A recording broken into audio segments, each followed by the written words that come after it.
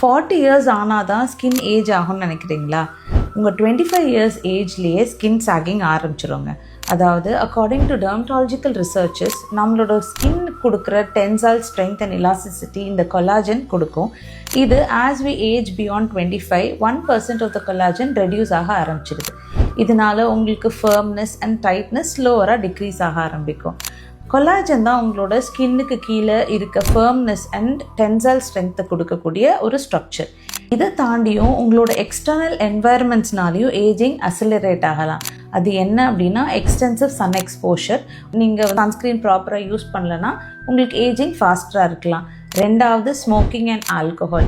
உங்களோட இருக்க நிக்கோட்டின் உங்கள் ஸ்கின்னை ஈஸியாக டேமேஜ் பண்ணுறதுக்கும் அண்ட் கொலாஜன் ப்ரொடக்ஷனை கம்மி பண்ணுறதுக்கும் skin early or premature ageing ஆகிறதுக்கும் நிறைய பாசிபிலிட்டி இருக்குது.